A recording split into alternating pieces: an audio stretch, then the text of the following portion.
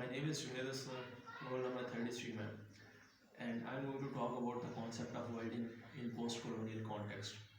This concept of welding was introduced by Gayatri Spivak in her essay The Rani of Simor, an essay in reading the archives.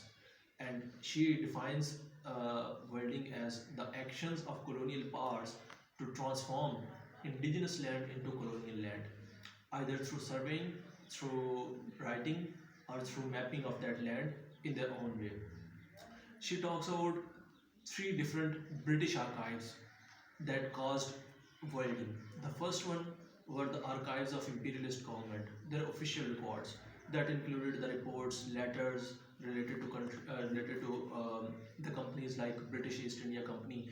Those letters and reports that often seem to be objective, but in reality they were a tool to legitimize the imperial rule, to highlight the European worldview, and to treat the indigenous people like the subjects who somehow require a paternal management.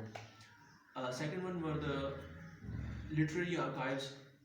It refers to how literature was manipulated and it was treated to highlight and to make the Western worldview dominant over others. For example, in the book The White Man's Burden, the author Rudyard Kipling, he talks about the burden of white man, that white man has this obligation, has the burden to civilize the uncivilized and backward people of the eastern countries. And third one were subaltern archives.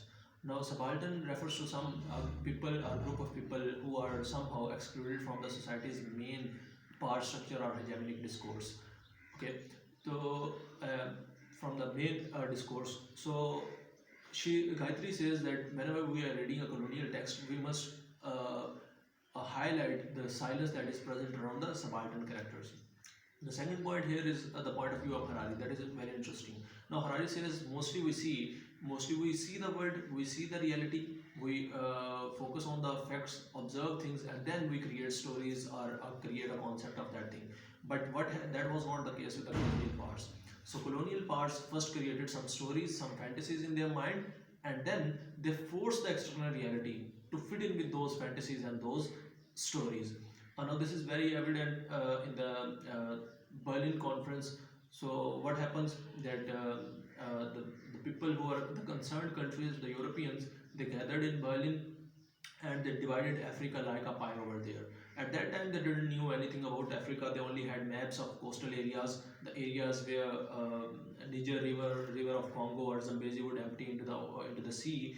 They only knew about the coastal areas. The interior mainland of Africa was a terra incognita for them. But even that didn't bother them.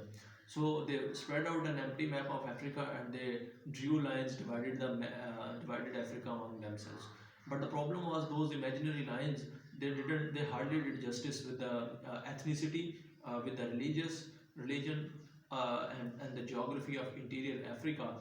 And those imaginary lines are the cause of conflict even till today.